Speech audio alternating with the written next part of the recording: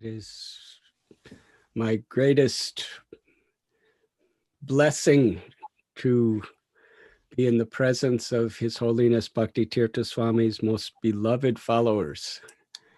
I am feeling his blessings. I'm feeling his lotus feet on my head and his compassion in my heart through all of you. Thank you. Thank you so much. And we really appreciate how you've done so much in the service of Srila Prabhupada over so many decades, and so much that you've done to help us as a movement, as also disciples, to also keep that connection and remain inspired. So I wanted to begin by asking you, if you could share with us, how did you and Bhakti Tirtha Tomaraj first meet and develop your friendship? Just so we understand a bit more in terms of the context of your relationship, please.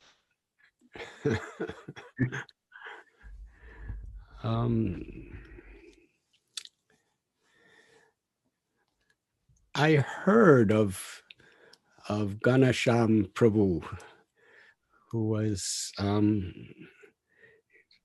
known for his incredible courage and enthusiasm in Srila Prabhupada's service. And the first time we physically met, it was at New Vrindavan Community. I think it was 1973, either 73 or 74. I'm not exactly sure, but I think it was 73. And it was at one of the sections of New Vrindavan that was named by Srila Prabhupada Bahulaban. And I'm remembering that I was a brahmachari, and one of my services was going into the basement under the kitchen to in the winter to put wood in the fire. And also I was assisting the cooks by bringing up bags of grains. So I was going down there, and I was coming up, and I saw Ganesham Prabhu, His Holiness Bhakti Tirtha Swami, when he was a brahmachari. He was just walking toward the temple. And I put down the bag and ran to greet him, and we met. And it was so special because it was such a loving exchange that he came down to that basement with me, and it was just a tiny underground cellar, and we spoke for several hours, just the two of us. And at that time, I was especially enthusiastic to tell him about one of the great Brijavasi devotees that I knew when I lived in Vrindavan, named Ganesham. And I explained so many beautiful stories about Ganesham, and he was in such attention, appreciating. And I'm remembering at that time I told him that Ganesham, whenever I came to his little closet temple in an alleyway of Vrindavan, he always greeted me, I am your obedient servant. Now, he was probably in his 70s at the time, and I was hardly 20 years old. And he was serving his deities for over 50 years. And I was still just kind of searching for my path. He was so senior to me in every possible way, in his age, in his love for Krishna, in his realizations, but yet with such a heartfelt feeling, he would fold his hands like this and say, I am your obedient servant. And after some time, he would just say, I am your obedient. And from that day on, every single time I met Bhakti Tirtha Swami Maharaj, for the next, 30 years. Whenever we would first meet, he would always fold his hands and smile and say, "I am your obedient." And I would say to him, "I am your obedient." And that was the foundation of our relationship in our first meeting, is just honoring, respecting, and serving one another. We had so many wonderful discussions during that first meeting. And we really discovered in each other that we were very like-minded on social issues, on spiritual understandings, and in our dedication to Srila Prabhupada and Lord Chaitanya's movement. Although our services were so very, very different, as he was a book distributor, and one of the most enthusiastic, successful book distributors in the history of ISKCON. And at that time, I was digging ditches in the mud in order to clear the way for the cows to get to the pastures. And gradually they even let me start milking the cows. So he was traveling around America, and I was trying to clear the pastures for the cows. But yet, we were really brothers in a very deep and heartfelt way. And I remember feeling so humbled by his acceptance of me in that way, because I really always considered myself so insignificant in his presence. Thank you so much for sharing that, Maraj. And you've really opened the door to the relationship and the connection and the bond that you had. So I guess taking it a step further, because you talked about how the two of you were like-minded, and I wonder if it could be interesting to explore, what were some of the qualities or characteristics of Bhakti Tirtha Maharaj that you particularly found, a connection with, or that you particularly appreciated? So many. His 100% total surrender and dedication to Srila Prabhupada, to our Guru Maharaj, and to Srila Prabhupada's mission. There was just nothing but a complete giving of his life to serve Srila Prabhupada's mission. And he had such enthusiasm. I always found in my association with Bhakti Tirtha Swami Maharaj, he was completely loyal, completely dedicated, but it was so real because he was very honest. There was never anything stereotyped or generalized in his surrender to Srila Prabhupada. It was for real. It was with such profound substance. And he would speak his mind. His dedication, his incredible enthusiasm,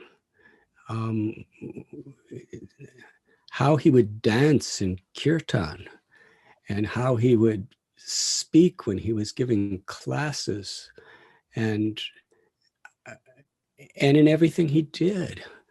How, when he was a book distributor, how he distributed books. When he was in the library party, how he risked his life and every day practically to put Srila Prabhupada's books in various university libraries. Everything he did was with like a supernatural enthusiasm. And I always felt like such a little lazy person compared to him.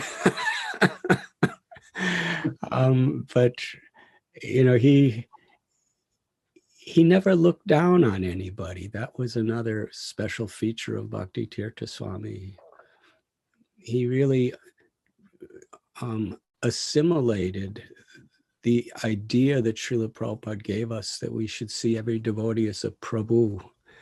And he really cared. He genuinely, deeply cared. It was not a superficial concern. He was concerned for the people in the world. He was concerned for the downtrodden people in the world. He was concerned for the wealthy and the political leaders of the world. He was especially concerned with devotees within our movement, because he knew that how we spread our movement throughout the world is going to be very much based on how healthy we are as a society. And the health of the society was obviously through our spiritual strength, which is, by carefully performing our sadhana, and also by how we feel for each other, and how we help each other, and how we don't let anybody get left behind. He was always like that, and over the years, he gave more prominence, more and more prominence to that. And that was so much of his motivational force. After Srila Prabhupada departed from this world, His Holiness Bhakti Tirtha Swami Maharaj, how he preached in Africa, and how he preached in the inner city of Washington, D.C., and various places like this, and gradually how he traveled all around the world to every continent, just infusing enthusiasm and faith in devotees' hearts. And he did it because he felt on Srila Prabhupada's behalf. It was a primary duty for him to help our society to be strong locally and internationally.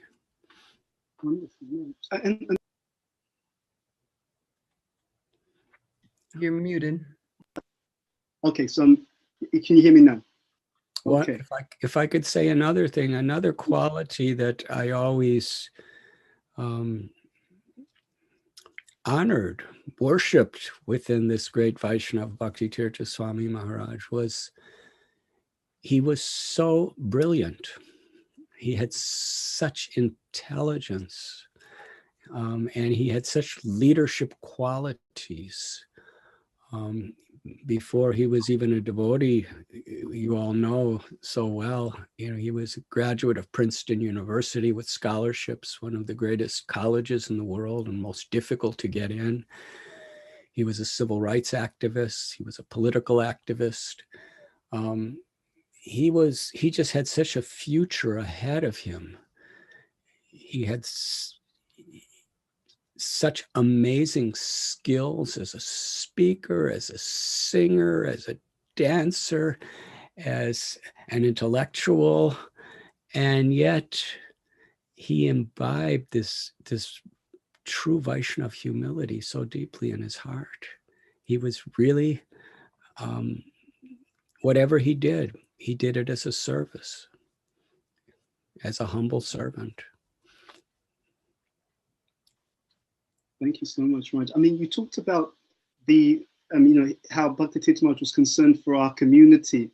And I wonder, because also you're a very wonderful example of this, of building community, building unity amongst devotees. And I think I recall after he passed away, we were together at Bhaktivedanta Manor, and you mentioned how both Bhakti Tirtha Maharaj and yourself several times had talked about community, bringing devotees together. Would you be kind enough to share some of the reflections or discussions that the two of you had about the importance of community, and most importantly, how this can be done, how this was done?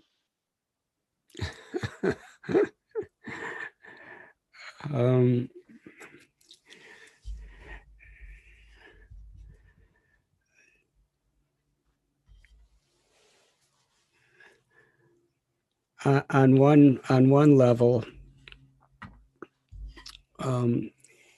he had very profound faith in the holy name of Krishna.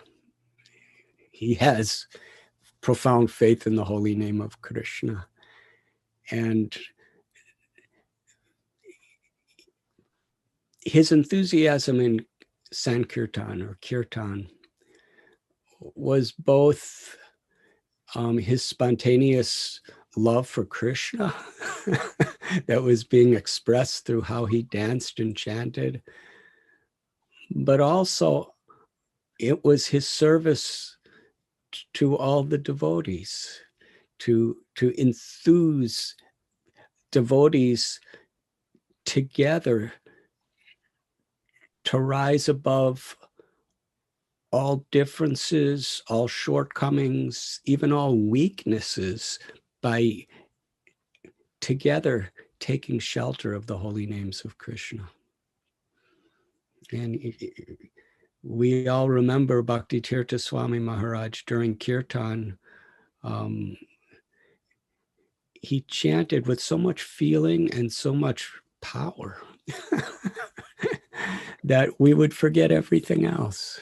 He simply brought joy to our hearts. And that is really where our community, that's the very foundation of Lord Chaitanya Mahaprabhu's community, is that we are united in Krishna. Srila Prabhupada explained that when Krishna is in the center of our lives, then however many disagreements and how many differences we may have with one another will be united. And Kali Kale Namarupe Krishna Avatar, Krishna is especially present in his holy names. So Bhakti Tirtha Swami Maharaj would love to bring devotees together on a very loving, spontaneous platform in Kirtan and establish our relationship in Kirtan. He put such beautiful emphasis on the chanting of the holy names.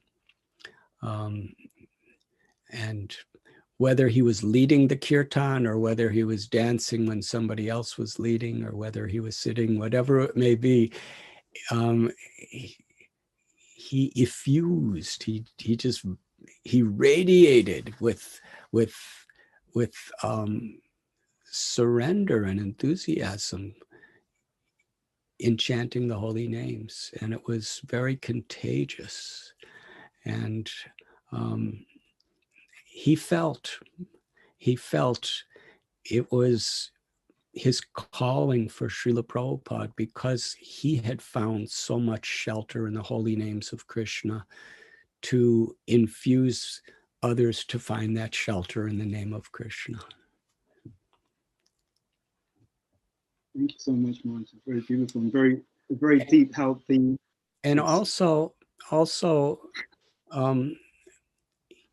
he really had this commitment to encourage all different types of devotees. That no one should feel themselves unworthy of Krishna's grace. Everyone should feel that they have the opportunity to do something wonderful. At a certain time when in Mumbai, the Bhaktivedanta Hospital was first opened, there was actually, some criticism and resistance from, certain sections of our society, of our movement, that, Srila Prabhupada didn't want hospitals. And, our understanding was always that Srila Prabhupada didn't want us to equate healing the body with enlightening the soul. But if devotees work together, whether it's through medicine or anything else, with the aim to ultimately inspire people's souls and awaken love for God, for Krishna in their hearts, then that is Krishna consciousness. But the devotees at the hospital, leaders, many of them were quite discouraged. But the person that encouraged them the most of everyone in the world, far more than I could even encourage, was His Holiness Bhakti Tirtha Swami Maharaj. When he would come there, he would make them feel that what they were doing was so important. And it even came to the point where he would say, and of course, Srila Prabhupada would do the same thing. He would make everyone feel like they were the most important. He would say that Bhaktivedanta Hospital is the most important project in ISKCON. And that's what they really needed to hear, because they were hearing that they were deviants from other leaders. He was saying that it's the most important because here we have doctors, nurses, administrators, cooks, cleaners, all different factions of society, hundreds of different devotees from different aspects of society with different skills, who are coming together in the name of Srila Prabhupada to, and they're all grihastas. They could simultaneously make a living, which grihastas need to do sometimes. They had an income, but simultaneously they were together in the association of devotees, and they were spreading Krishna consciousness in such a way that literally thousands of people were becoming devotees. And he was seeing that, and he gave so much encouragement. That's just the way he was wherever he would go. He would see the sincerity and the potential of a person's contribution, big or small. And when Srila Prabhupada came to New York, he saw a little spark of a desire for spirituality in people's hearts. And through his appreciation of that, he fanned that little spark till it became a blazing fire of total dedication and surrender. And Bhakti Tirtha Maharaj really took that spirit of Srila Prabhupada, very much of his life as his life and soul, to really fan the little sparks we had in our hearts and nourish us. And that is the real expression of compassion that we need in our society today. Thank you so much for sharing that, Maharaj. I was just wondering on this point, because I'm looking at your bookshelf, and we know that you've written a few books as well, which have really spread Krishna consciousness and the message of Lord Chaitanya far and wide. And I know that there's a whole pastime behind the conversation that you and Bhakti Tirtha Maharaj had, which also led to the first book, at least, The Journey Home.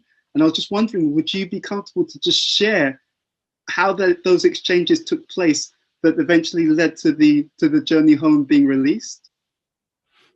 I don't know if you can see, but this shelf right here, yes, the entire shelf is the books of His Holiness Bhakti Tirtha Swami Maharaj. I will just take one of them out. But we have an entire 1/8 of my bookshelf is Bhakti Tirtha Swami Maharaj's book. It's a well-known story that I tell often. During the time when I was releasing The Journey Home, I would often begin by explaining why I wrote the book. I'm so happy to see Braja Leela Prabhu and Ekavir Prabhu. They were at Gita Nagari when Bhakti Tirtha Swami Maharaj invited me to come. In fact, I remember I was at New Vrindavan, and Brajalila Devi called me on the phone at New Vrindavan and said, Bhakti Tirtha Maharaj wants to talk to you. And he said, please come, I want to see you, because it seems like within the next few days, I'm going to leave my body. And it was Brajalila Devi that opened the door for me to come, actually. And then I came there. And by Bhakti Tirtha Swami Maharaj's, just his graciousness, we, in certain ways, I feel unqualified to even speak what's in my heart, but we really loved each other. I would do anything for him, and I knew he would do anything for me. That was our relationship. And we had differences of opinion because we very much had different natures. So those things sometimes come into the equation of a relationship. But our appreciation for each other as servants of Krishna and Srila Prabhupada made whatever differences we had insignificant. Even if they were apparently very significant, we could practically laugh at them. And that's really what Vaishnavism is about, because we're a personal movement. And a personal movement is a society of personalities and people from different backgrounds with different skills, with different experiences in life. And, people interpret religion in different ways. That's a universal principle. Sometimes we talk about being objective, but each person is a subject. A person is not an object. A person is a subject. So how could a subject be objective? A subject really can only be subjective, because we are all subjects, and ultimately we're all coming from Krishna. And Krishna's full of limitless variegatedness, and therefore every spirit soul emanating from Krishna is variegated from every other spirit soul.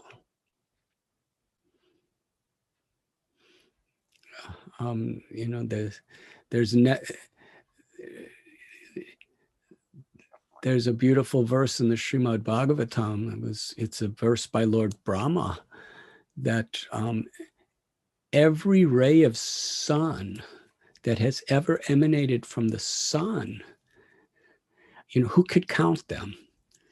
But yet Krishna's qualities are limitlessly more than that. And every ray that has ever emanated from the sun is unique. There are no two that are completely alike. That's Krishna.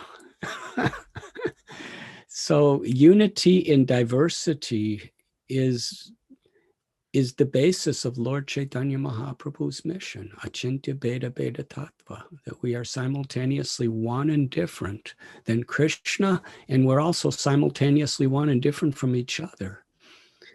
And how to appreciate the oneness within the difference, and how to and when we actually understand the oneness within all the variegatedness, then we learn to love the variegatedness too. We actually can respect and appreciate each other, even if we have different views, even if we have different conceptions, and even for the sake of our particular service, we may even be arguing over our views. but yet we appreciate our differences because we understand the oneness that we are doing this for Srila Prabhupada and Krishna. And, with Bhakti Tirtha Swami Maharaj and myself, with all our diversity, it was always insignificant. It was always beautiful.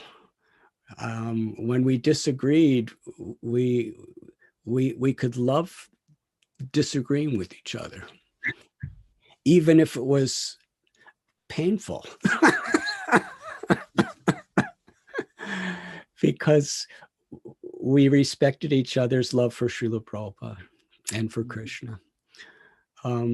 So when I was with him during those 8 weeks, it was very special because there was no question of any disagreement. We were just, the variegatedness just completely merged into a oneness of just being there for each other. That's all there was. And it was really special and very beautiful. And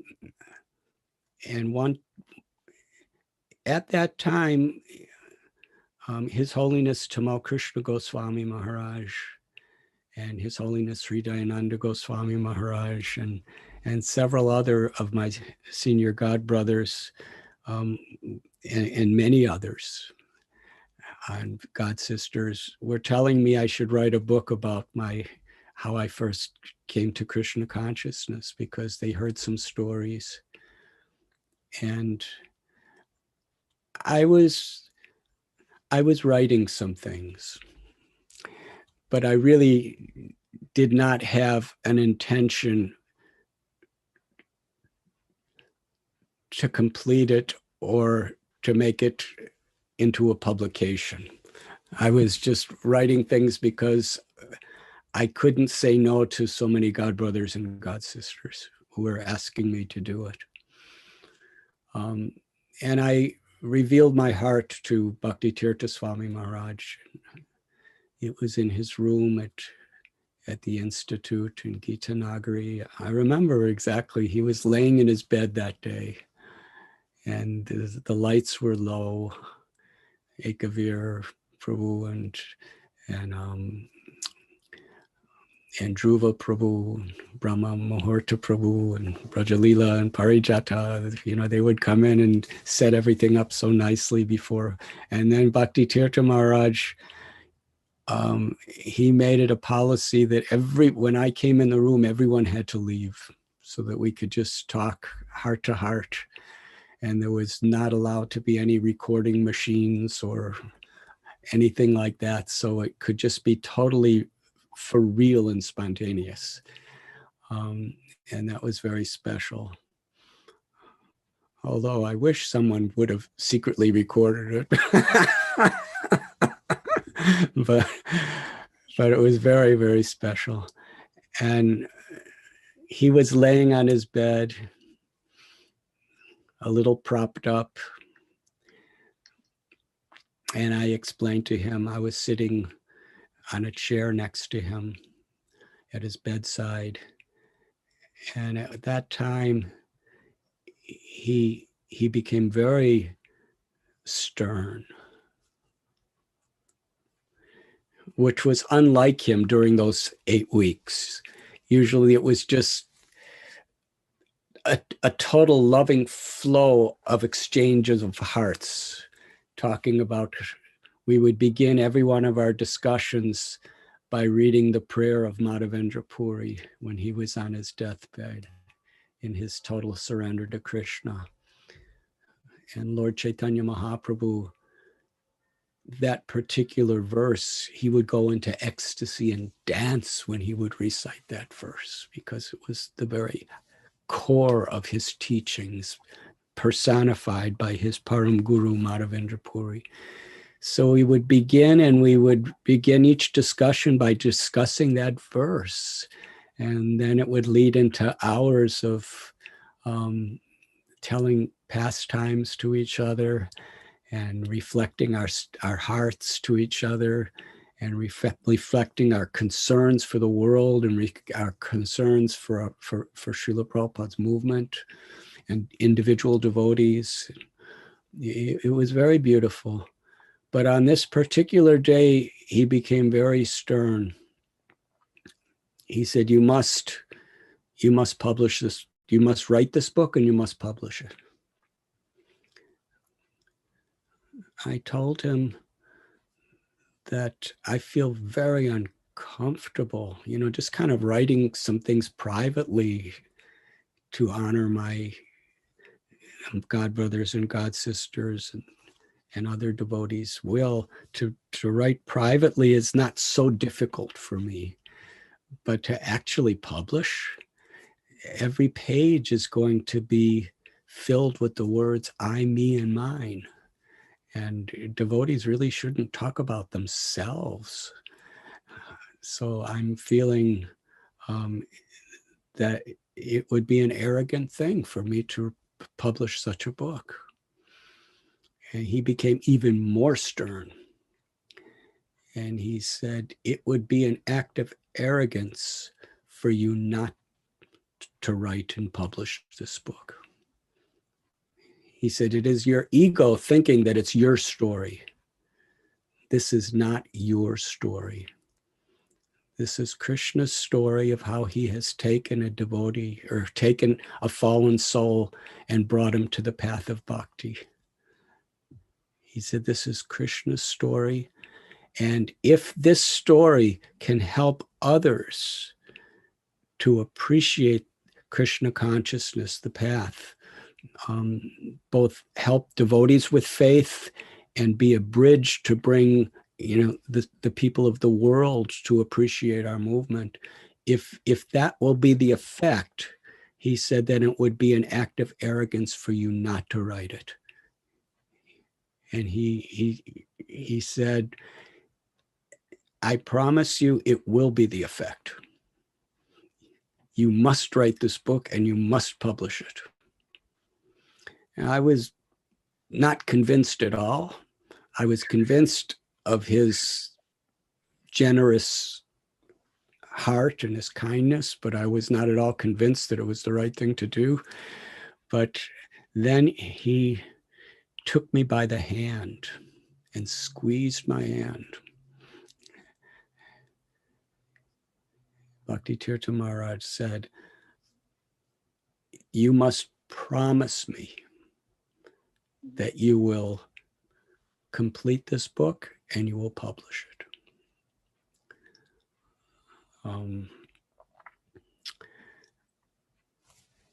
And I didn't say anything. And he again pressed me. He wouldn't let me go. He was holding my hand. And I said, Maharaj, I promise.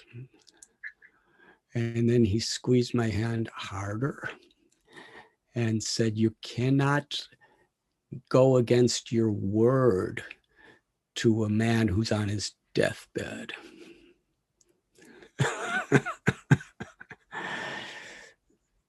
At that point, I just said, I promise. And I was thinking of ways to convince him to release me from that promise. But before I could do so, Krishna took Bhakti Tirtha Swami Maharaj from this world. So I felt that, before I die, I have to keep my promise to Bhakti Tirtha Swami Maharaj. So that was very much a motivating force that that made this book possible. Thank you so much, Maharaj. And you've opened the door to those pastimes that you shared with Bhakti Tirtha Maharaj as he was preparing to leave the world. And as a very close friend and also a very elevated and experienced Vaishnava, I wonder if you could share with us, what are the lessons that you feel that he would want us all to take from those final, that final period? What was he preparing us for? What was he showing us, both as a community of devotees, as disciples? What are we to learn and imbibe from that? in order to really give us a compass into how we should prepare moving forward?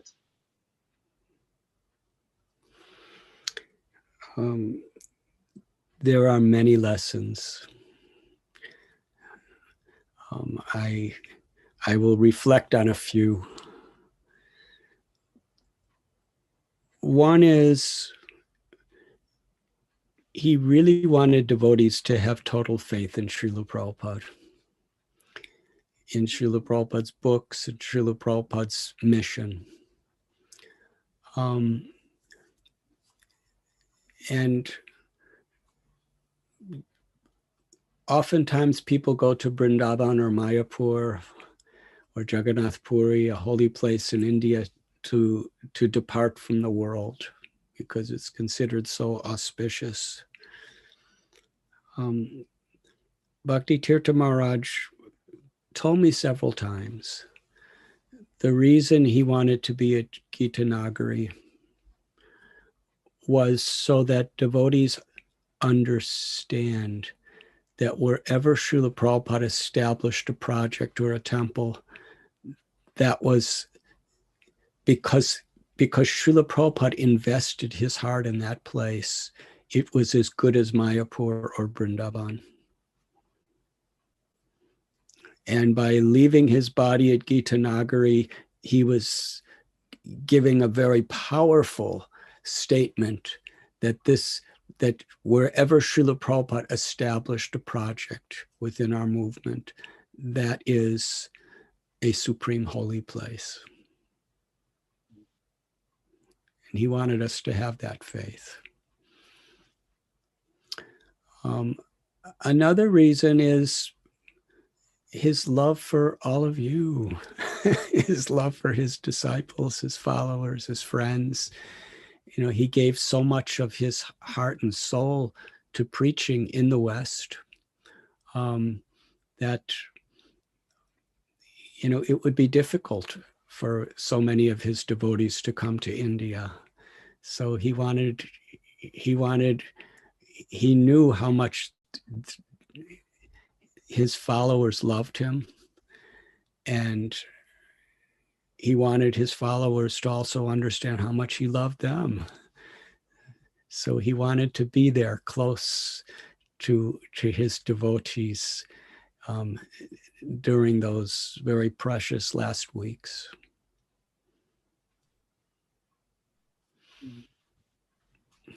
That was one example.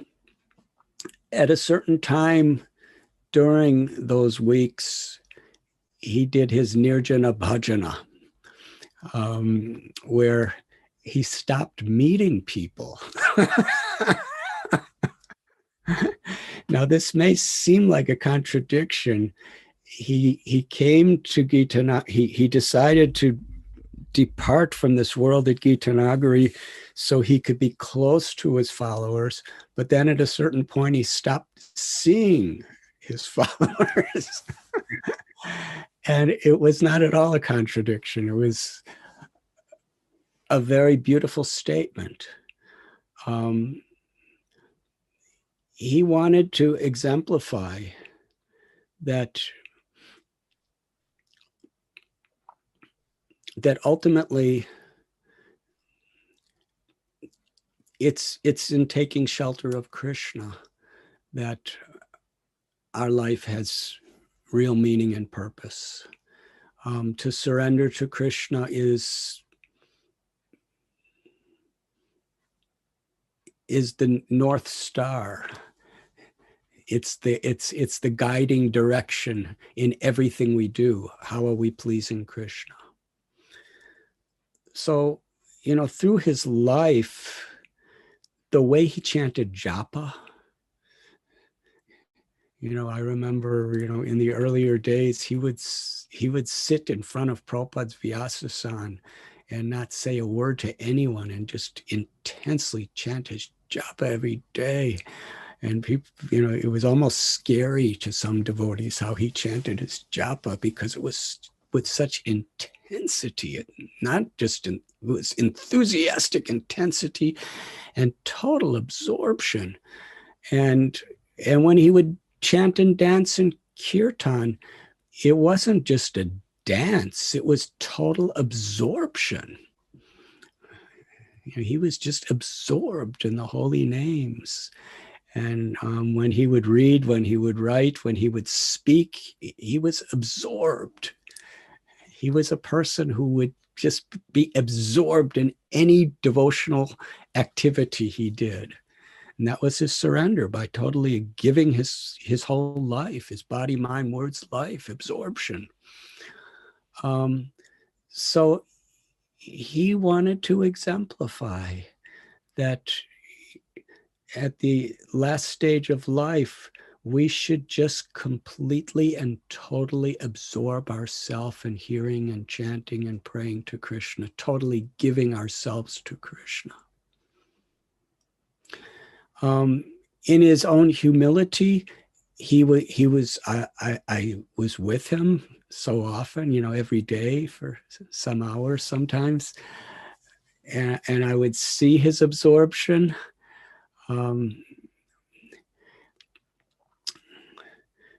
But it was also for preaching. He wanted others. He was close by to others, and being close by, they could see how he was totally giving himself to Krishna and to the gifts of the sadhana that Srila Prabhupada had given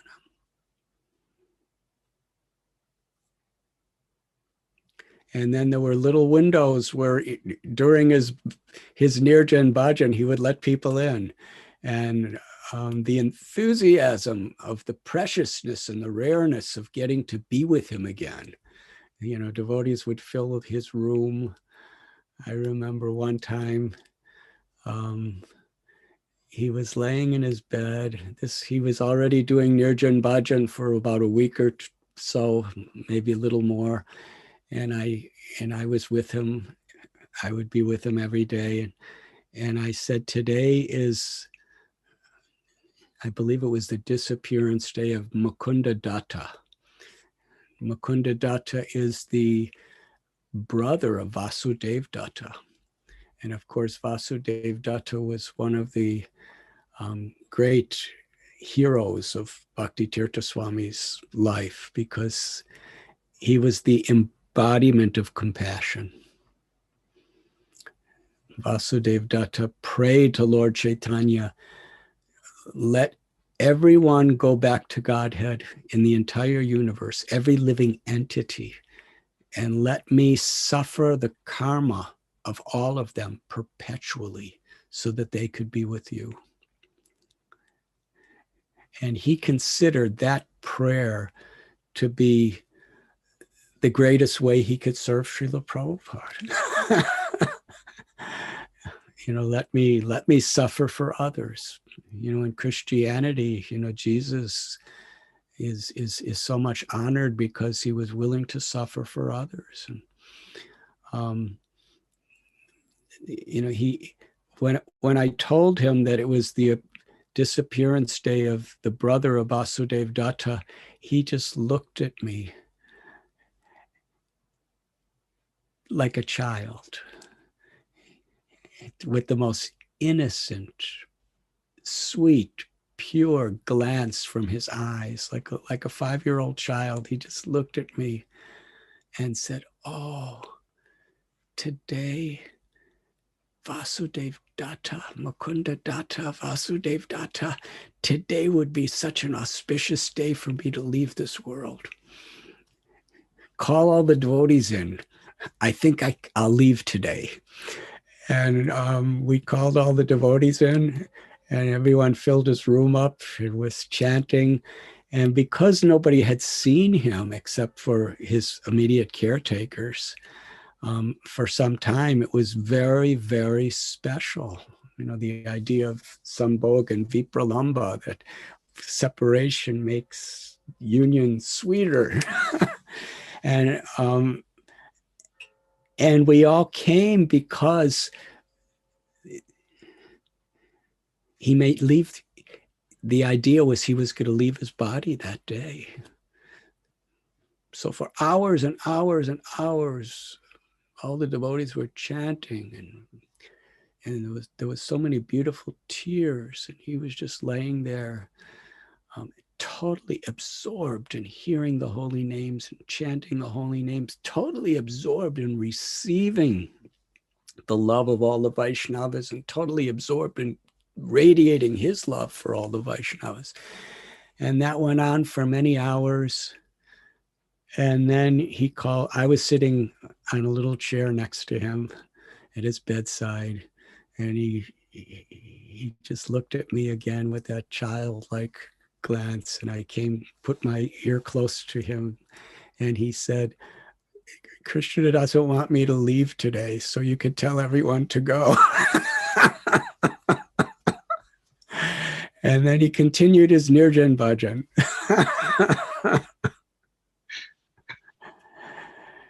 So that was an important lesson.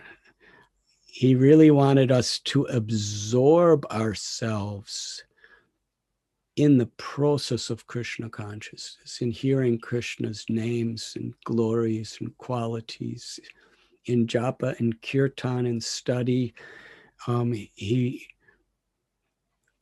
He put that great emphasis, because without that absorption, the unity of our communities would not be empowered by Srila Prabhupada and Krishna's mercy.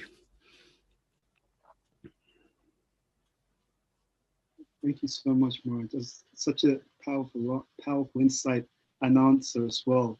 And it really helps us to understand that we bond together through the blessings of the holy name and Srila Prabhupada's blessings as well. So thank you for really bringing that to our awareness. And you also talked a bit earlier about how sometimes there was different perceptions or different views on something. And we often see, and we were discussing this earlier, that in our devotional communities, sometimes people disagree and so on. And you talked about that unity that comes from the holy name, from kirtan and so on. And I wonder if you could share with us, what was his thought process, or how did he perceive it? Because you talked about the hospital and different perceptions. How did he take it when people had differences of opinion with him in terms of how he would approach something? How was he able to hold compassion while maintain that enthusiasm and that confidence and that boldness to try to serve Srila Prabhupada in the way that he felt Prabhupada would desire it? Bhuta Bhavana, Prabhu, that's a very deep subject you are approaching. Yes, there were people who were critical of him. There were people who grossly misunderstood him. There were people that were envious of him.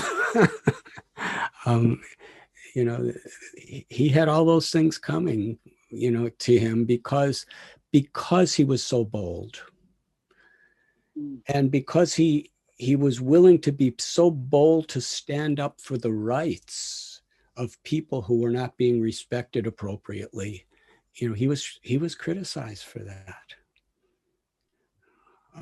He was really a civil rights activist within our movement, from the perspective of, everyone, regardless of their sex or their race or their profession or whatever, everyone who's in Prabhupada's movement should be respected and should be given the honor of a Vaishnav, if they're sincere. And, I saw certain situations, even situations that he didn't agree with. He didn't want to see devotees suffer. And the more he stood up for people like that, the more he was also attacked. And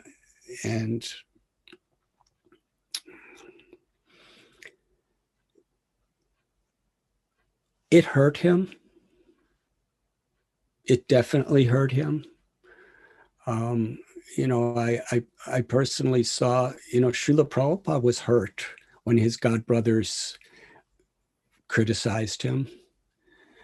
But he was transcendental because there was never enmity. He did the needful for his service. And in a very similar way, Bhakti Tirtha Swami Maharaj, I never saw him have enmity toward anyone, even people who were attacking him, even people who were hurting him.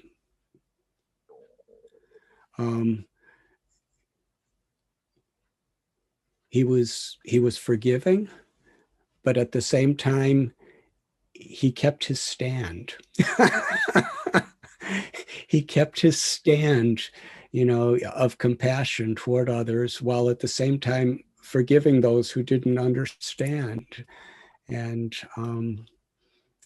in this way, he gave the example that if you have a hot coal in your hand, to throw it at somebody else, it burns you. And that was an example that's in one of his books, I remember. And I've quoted that many times. He held no negativity or enmity toward the person. He may have disagreed with how devotees were hurting each other, or where devotees were even at times prejudiced toward each other. He would stand up for it.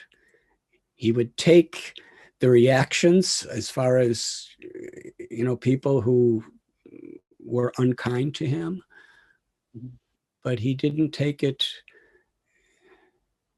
with enmity. It was with forgiveness and compassion. And at the same time, boldly keeping his stance as a protector of Vaishnavas. Does that make sense? It makes complete sense, Maharaj. It makes complete sense. It's very difficult to try to explain, and so many very personal examples of this are coming to my mind that I really don't feel it's appropriate for me to speak. But in principle, yes, the nature of the world is it creates friction. The age of Kali is the age of quarrel and hypocrisy. So whether, we're husband and wife, or whether we're god brothers or god sisters, or whatever it may be,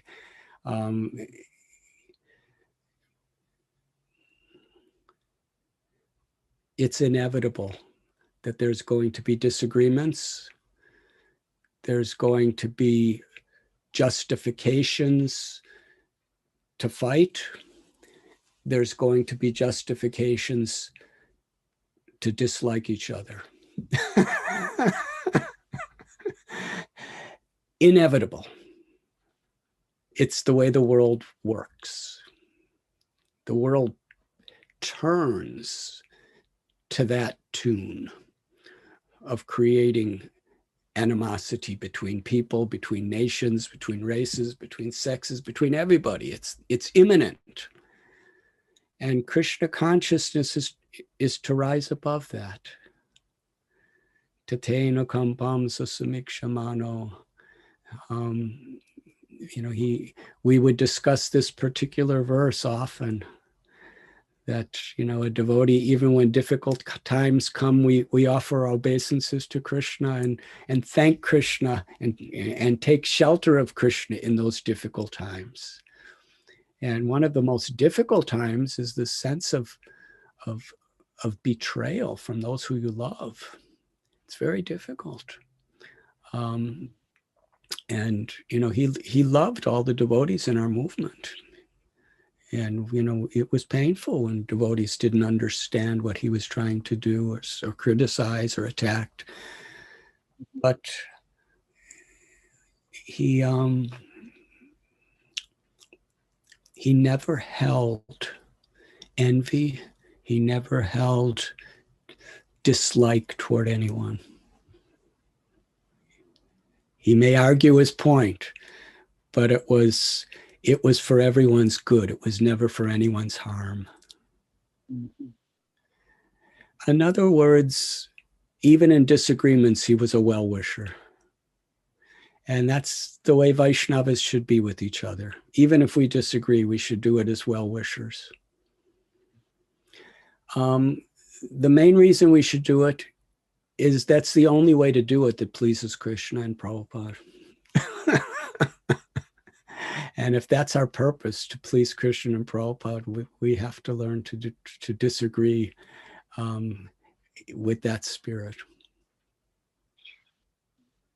That's such a powerful answer, Marge. And I really appreciate, I guess many people on the call, on the session, they'll be wondering, it's wonderful, and we see this in the example of so many great Vaishnavas.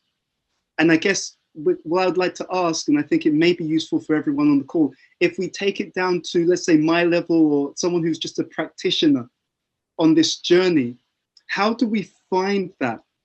How do we find that strength of forgiveness and maintaining that sense of being well-wishers, even when we have these different perspectives, and maybe even in the way that we deal with each other, it may not be as refined in the way that Vaishnavas ideally should? How do we develop that mentality and those qualities?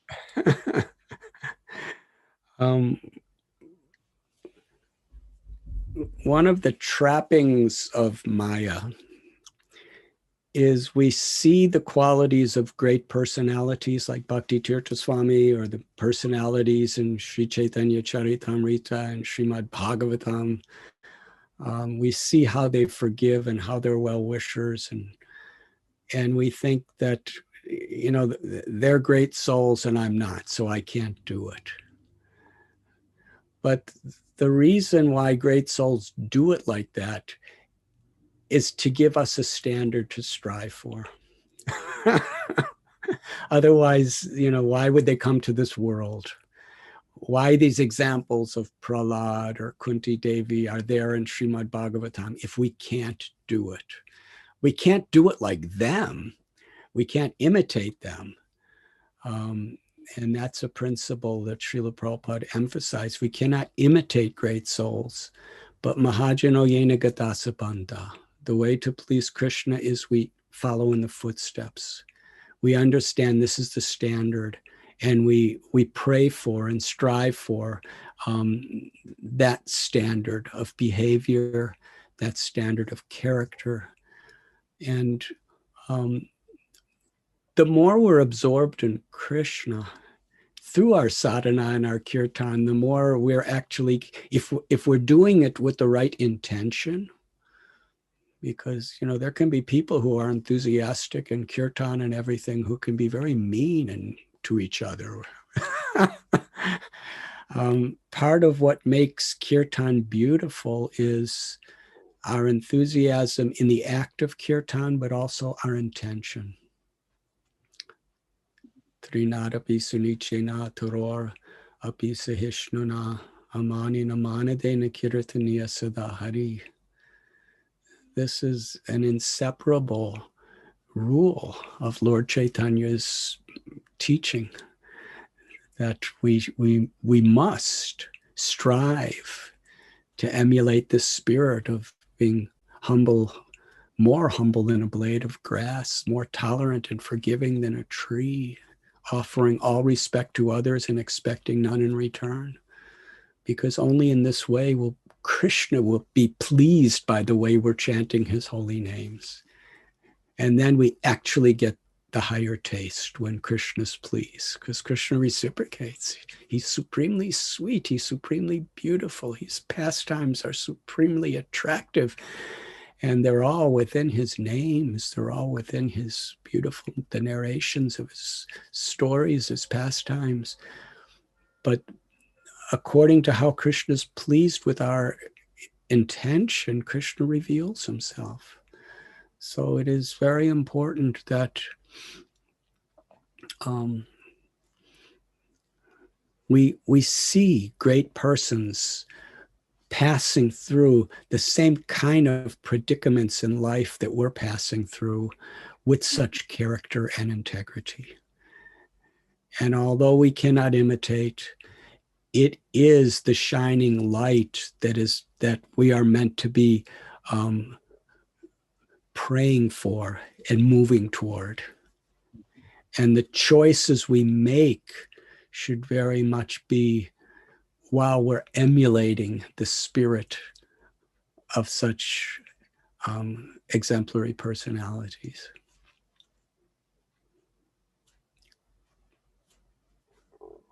Thank you so much, Maureen. Just that really extraordinary, just to really help us to understand that we should always follow in that spirit and aim for that standard that will be fully pleasing to Guru and to Krishna, to Prabhupada.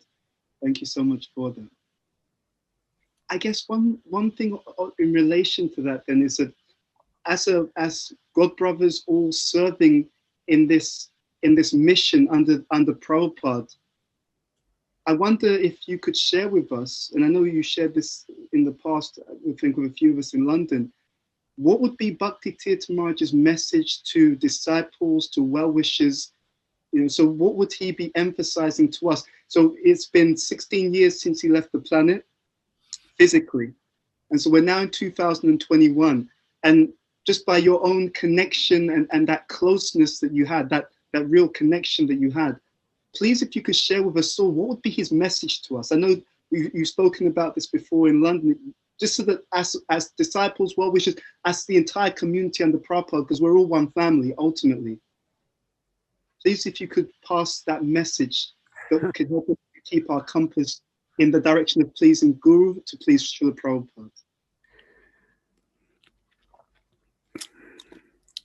When Srila Prabhupada was on his bed in Vrindavan, Krishna Balaram temple, he made that well-known statement, "You can show your love for me by how you cooperate with one another to spread the mission of Lord Chaitanya."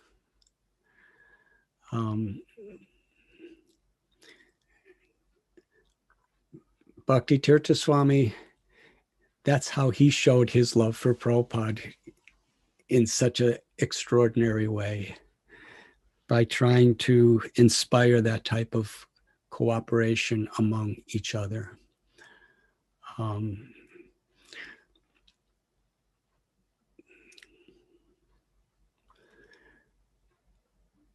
We cannot follow the example of great souls only when things are very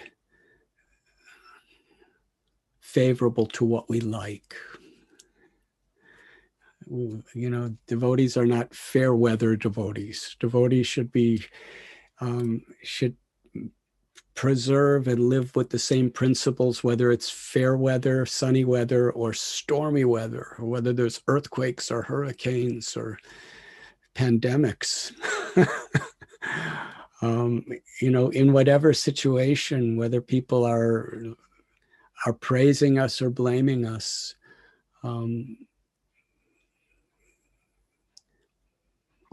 we show our love for Prabhupada by how we cooperate.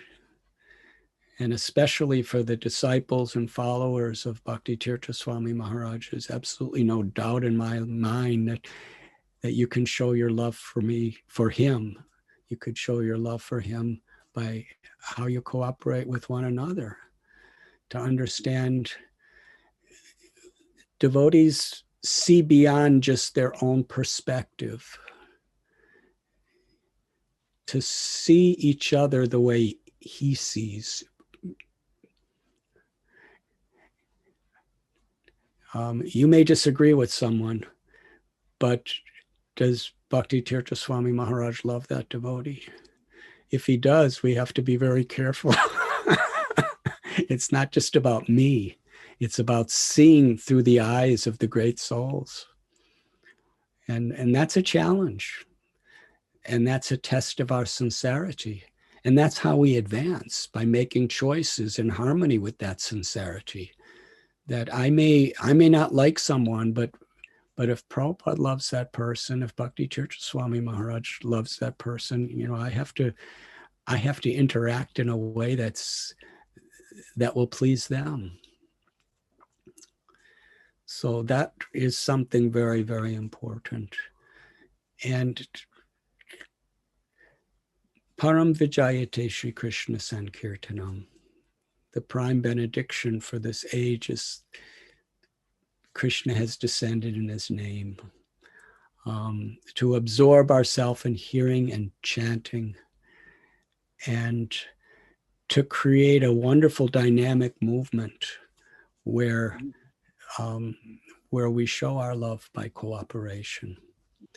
And Bhakti Tirtha Swami Maharaj was very fearless. Through the Institute, he brilliantly reached people in ways that were unconventional. In his heart, he was such a deep traditionalist. That's where his heart was. He was, he could easily just live like a Babaji on the banks of the Yamuna. In his heart, he was very deeply traditional. But he took Prabhupada's mission as his life and soul, and Prabhupada was traveling around the world trying to give Krishna consciousness to everyone. And he felt for everyone. And he felt the need, the calling of Srila Prabhupada to communicate with people in ways that were relevant and ways that people could open their hearts and connect to Prabhupada's mercy and message. And in this way, sometimes the way he dressed, and sometimes the way he preached, and sometimes the way he wrote, from a very traditional, pure bhakti perspective, he was trying to make the message of Lord Chaitanya relatable and accessible to common people. And he was very bold for doing that. And I think that as followers of Bhakti Tirtha Maharaj, it's very important to follow in his footsteps in that way, to actually have a very, very deep roots in our parampara, deep, profound roots being nourished by our traditions. But at the same time, from that place, extending to each other and to the world in innovative ways. Beautiful. Thank you so much, Maharaj. Thank you. Because I recall years ago when we spoke about this in London, I asked you the question, you echoed the same points that you mentioned, said that he'd want the devotees to find new and innovative ways to attract people to ISKCON. You talked about how he'd want the God family to look after each other, to have very strict sadhana, and also interesting to help unite the entire Prabhupada family, unite the entire ISKCON movement. So thank you for really expanding on those points in such a powerful way. I will ask you one thing, and then what we will do is we'll open up for any questions from the rest of the devotees who are here. And that is, before we go to questions, we've talked about different experiences, you had exchanges. It would be very wonderful, I think very inspiring for many of us if you could share your fondest memory. You shared so many different exchanges, but what was your fondest recollection, interaction with Bhakti Tirtha Maharaj, please? Honestly, Bhuta Bhavana Prabhu, any memory that comes to my mind in relation to His Holiness Bhakti Tirtha Swami is my fondest. I'm completely honest. Any exchange, any observation I've made of him, it's at that moment, it's the fondest. Thank you so much, Maharaj. Thank you. Very, very inspiring. At this moment, my fondest memory of Bhakti Tirtha Swami is how he has inspired you, Bhuta Bhavana Prabhu, to be such a good devotee.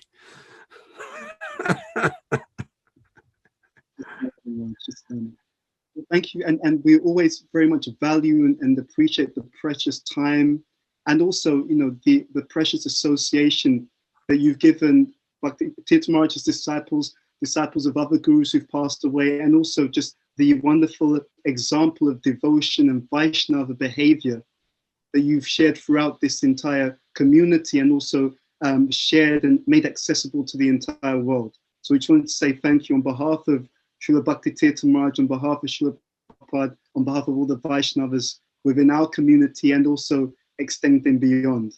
So what I'll do is I'll just throw it out to the entire forum. So if you have any questions, what I'm going to ask you to do is please do put your questions in the chat window. Marge, I'll also ask you if you could let us know what is your capacity in terms of time. We want to be respectful of your own schedule as well. I'm so happy to see my dear godbrother Tridas Prabhu in Krishna Loka, descending from Italy. Hare Krishna.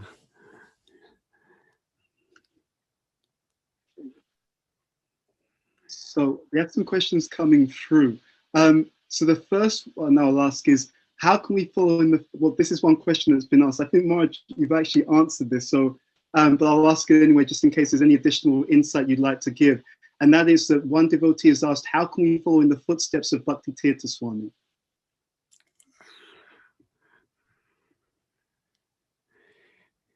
Chant and be happy, and chant in such a way to live for others' happiness.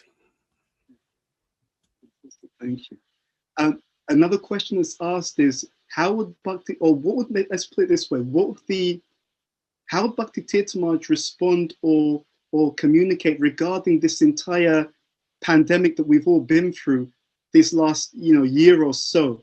Are there any reflections that you feel that he would share, or emphasis that he would share based upon what's been happening?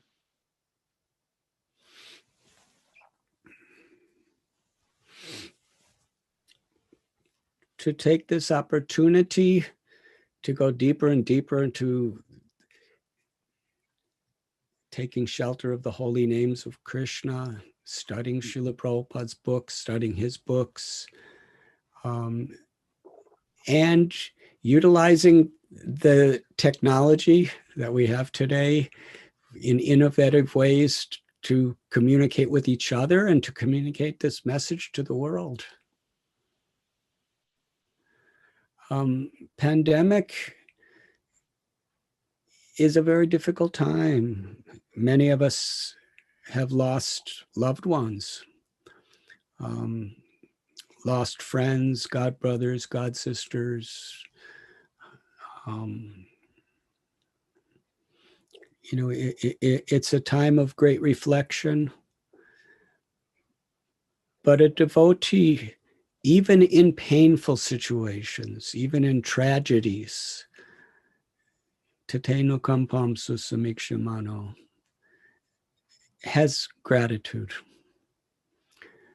Where with all the things that may break our heart that's happening around us, or challenges,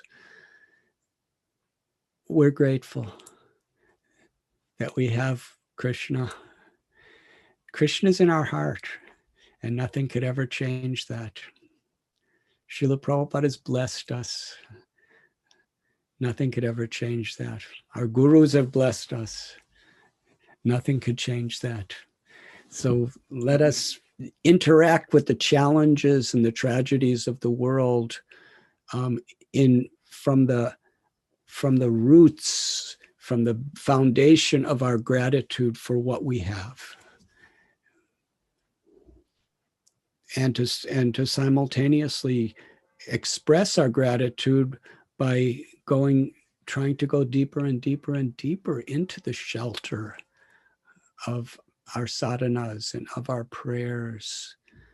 The book series that Bhakti Tirtha Swami Maharaj wrote, The Beggar,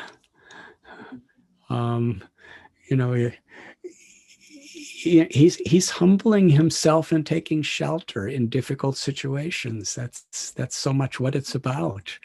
And he's he's expressing his own heart as a true and humble Vaishnav, but he's also giving light and teaching us how we should respond to difficult times. When Srila Prabhupada was asked how we could best pay him back for what he has done for us, he said, wholeheartedly receive what I've given you and share it with others.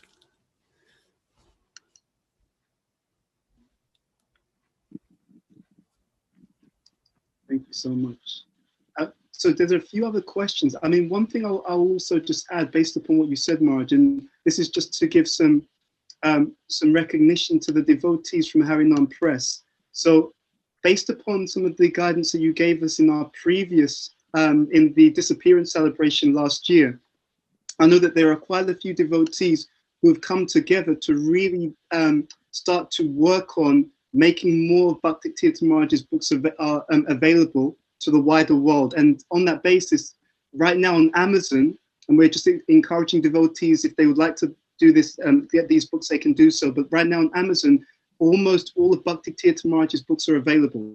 So devotees around the world can order those books. They can also share them with other people. And I know that devotees are also working on audio books as well. So we just want to add and to share that as well. So another question that came up here, and this, I'll go to the one from Mother Vraja Leela. She says, Maharaj, can you kindly share a short memory of you and Bhakti Tirtha Maharaj in Cleveland with Sri Sri Radha Murlidhar? If you could share a short memory. I'm not sure if she has a specific one in mind, but maybe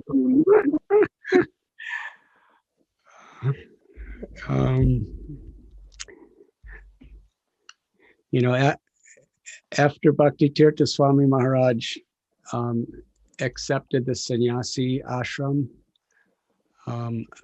about 3 years later, I accepted the sannyasi ashram, and we would regularly meet in Cleveland because, you know, from 1970, you know, I left New Vrindavan in 1979 to be traveling, and for many years, every week I would go to Cleveland 1 day a week, and I would give classes at Oberlin College and other places nearby.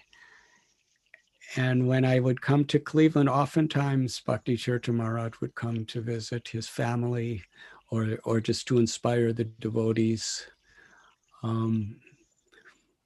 It was very special because the devotees who were there in Cleveland were very much a special type of family to Bhakti Tirtha Swami Maharaj. And, you know, oftentimes devotees would come from Washington, D.C. and other places to Cleveland when he was there. So it was always like a reunion. And it was beautiful.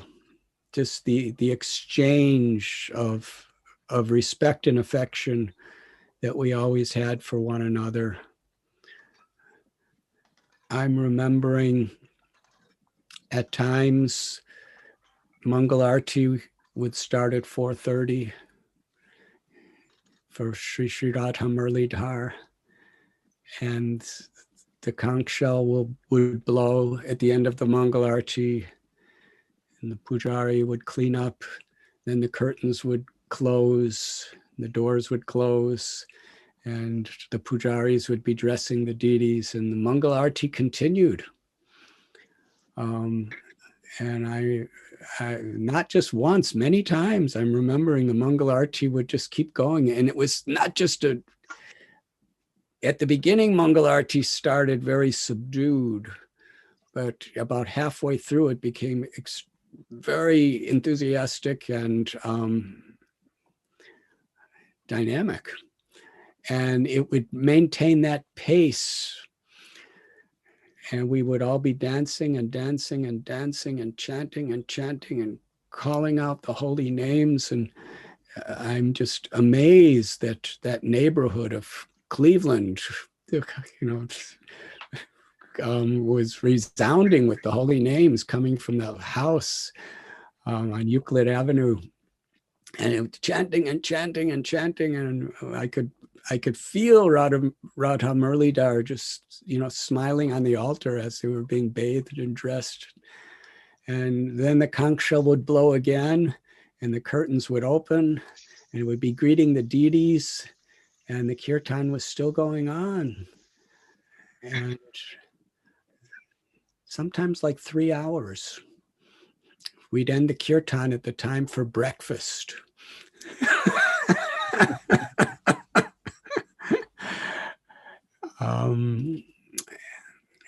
And I remember sometimes seeing, while the kirtan was going on at a certain time, the pujaris would be behind the curtains doing theirs. And as soon as they opened the curtains, they would run out and join the kirtan.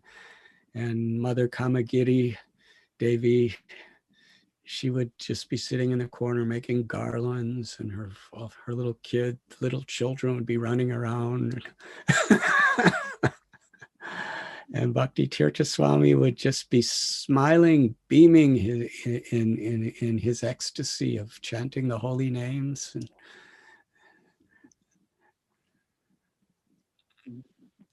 thank you, Raj. Thank you. So Shri Shakti asked the question. She said that if you could share, what would Bhakti Tirtha have done differently with his preaching if he was physically here today, if anything?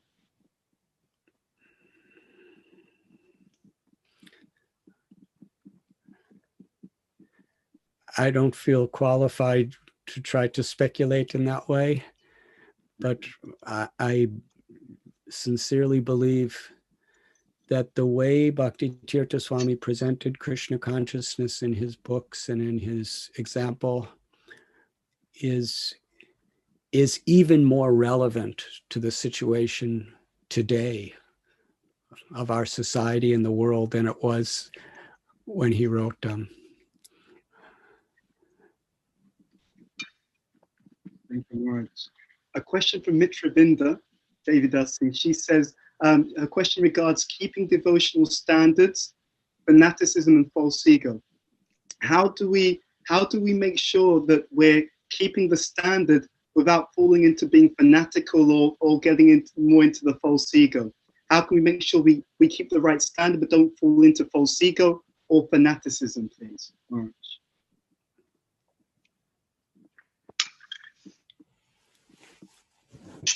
Having good association is very important. Satsang. By associating with mature, sincere devotees, by hearing from advanced devotees, by rendering service to advanced devotees, and we'll keep the proper perspective in our hearts as we're studying Srila Prabhupada's books and performing our sadhana. So association is very, very important.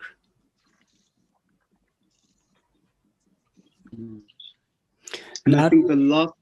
When I speak of advanced devotees, I include like-minded devotees. Devotees that we really feel have that spirit of Bhakti Tirtha Swami in their hearts, have that spirit that Srila Prabhupada has placed within our minds and hearts. We want to be with such devotees.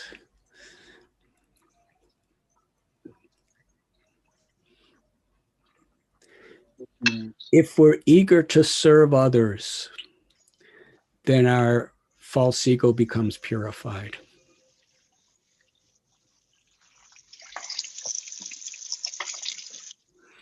The tendency is when our gurus disappear, we want to be leaders, and we lose that spirit of being the servant of the servant of the servant.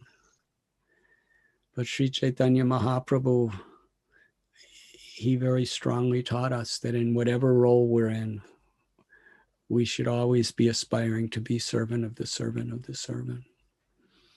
Yeah, we watch this right now? No, just okay. We require good association to keep that spirit alive.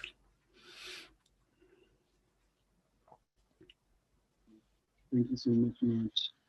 One other question that came was, how do we become more transcendental and less worried about our reputation, so that we can continue to follow Prabhupada's teachings our whole life and not just 5 years, 10 years, etc. And linked to that, how do we rein in or hold ourselves back from the tendency of thinking badly of other devotees? We dukalayam ashashvatam janma mrityu jara vyadi. We should be aware that death could come at any moment. And death will come at any moment. It's not that death can come at any moment. Death will come at any moment. Kamala dala jala jivana talamala. You know, our very life and everything we know and have is like a drop of water on a lotus leaf. And that's the reality. Bhajahun haripura nitire. All we really have is Krishna and what pleases Krishna. And yasya prasada bhagavat prasada. Yasya prasada nagati kutopi. What pleases our guru is what pleases Krishna. So reputation and comforts and all of these things, we should not be attached to them because they're going to be gone very soon. You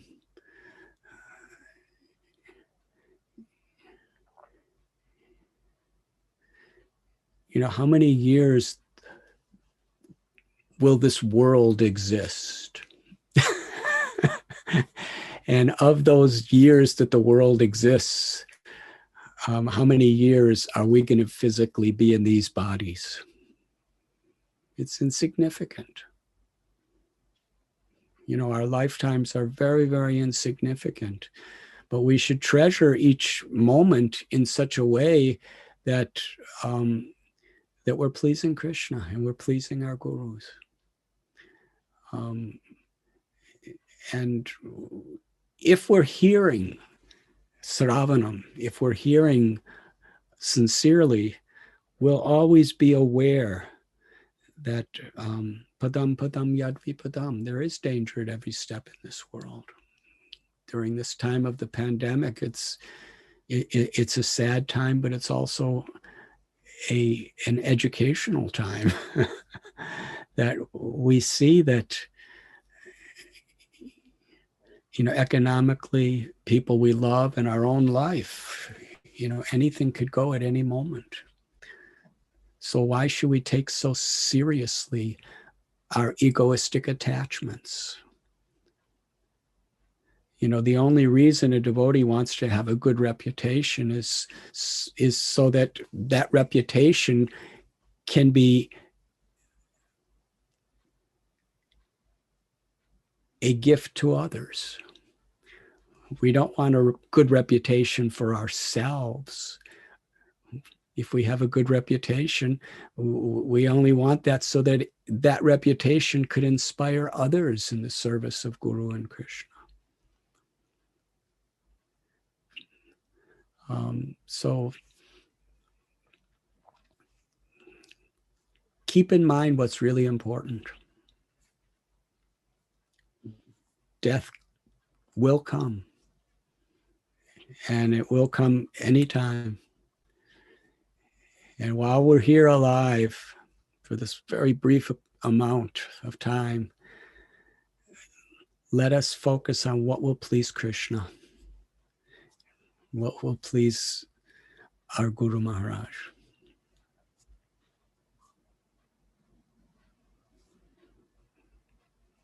Thank you, Maharaj.